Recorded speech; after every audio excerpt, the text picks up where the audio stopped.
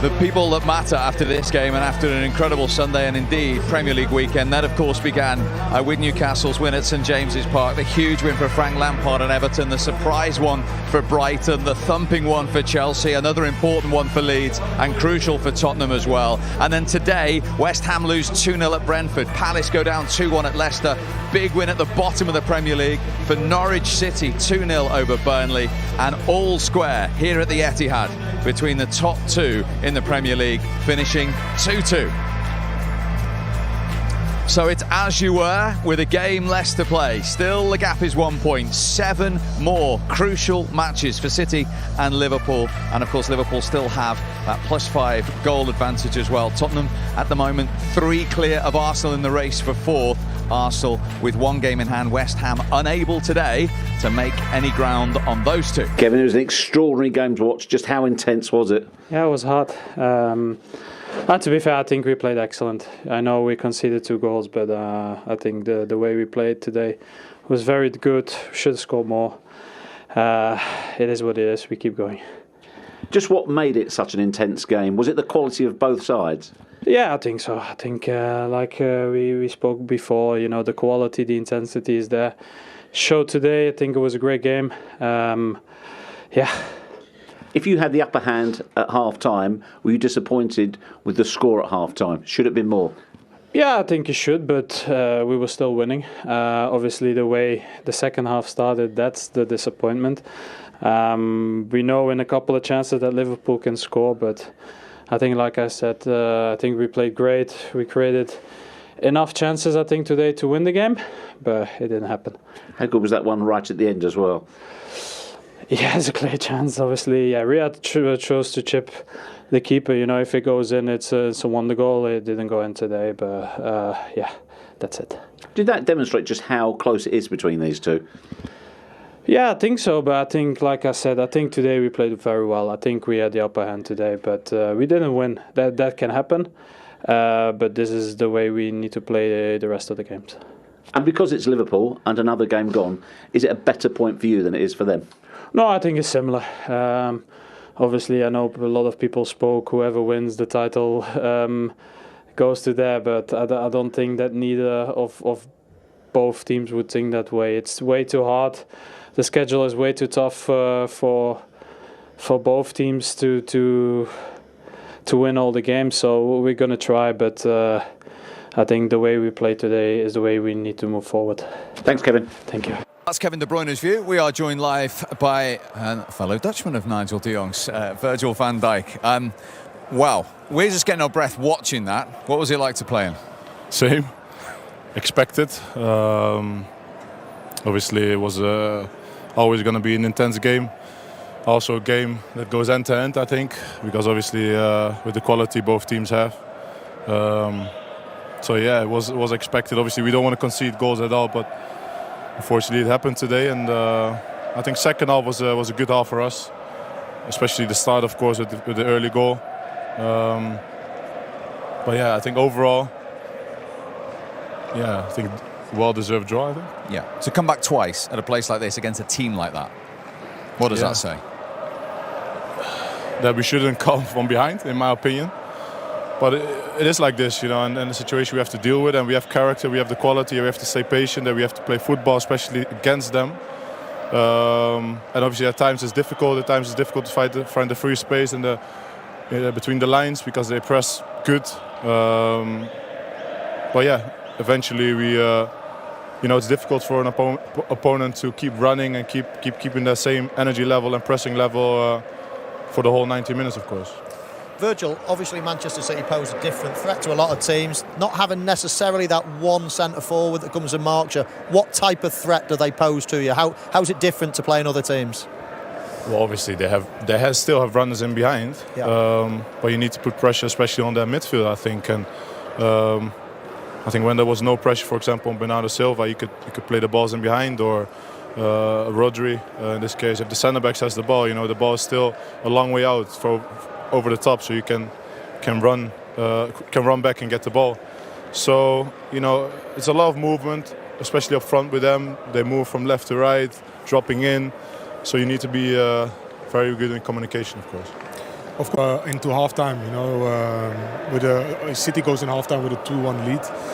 Did you guys change the tactics coming out in the second half, or what was the message that Klopp said also going out in the second half? I think the main message was to start playing again. I think there were moments in the first half where we kept the ball well, we played the ball quick, and then it's difficult for City to keep that pressure up high, and especially when we have such a quality up front with the runs in behind.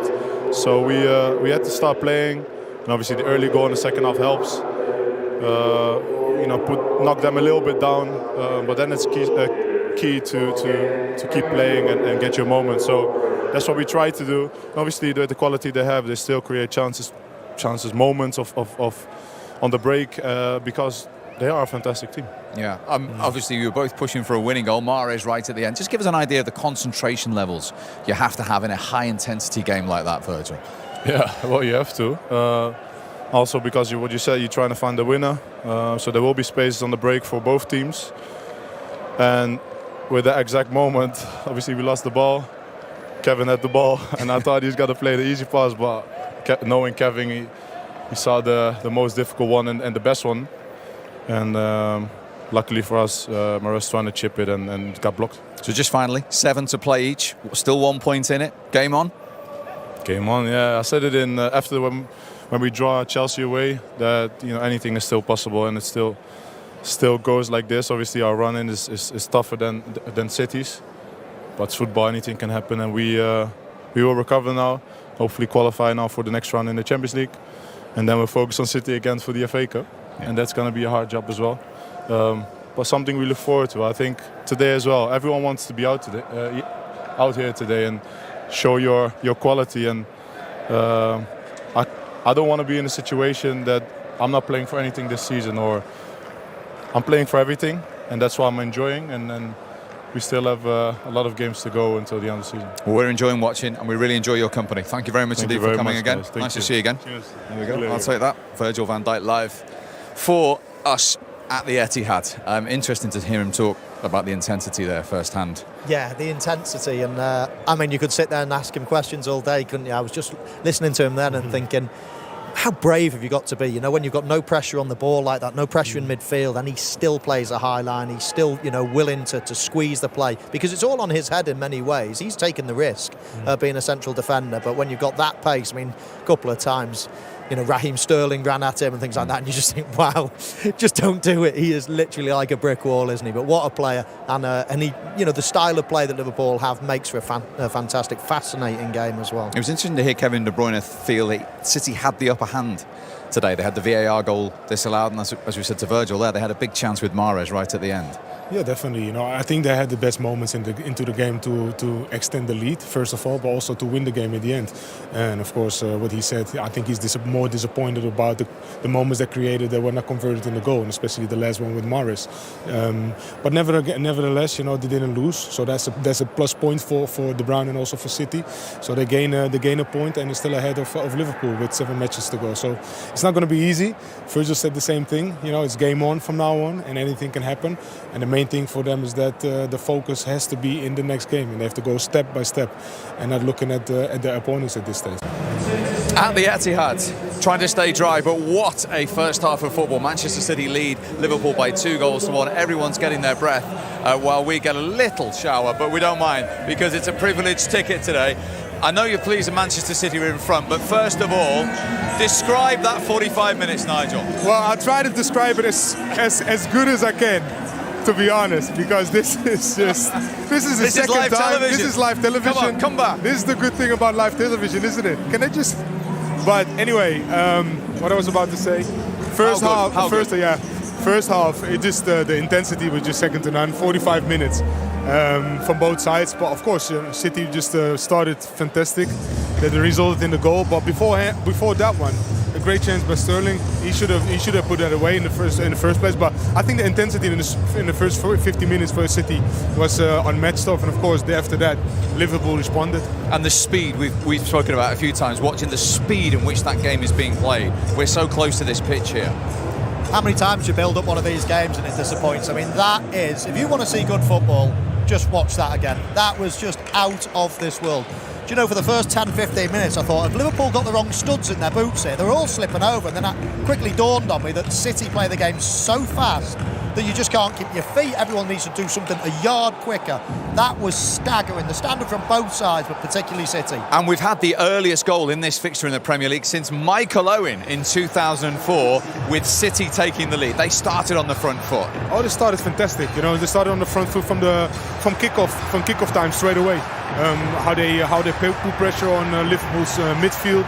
You know, they didn't have space to come out of their own 18-yard box.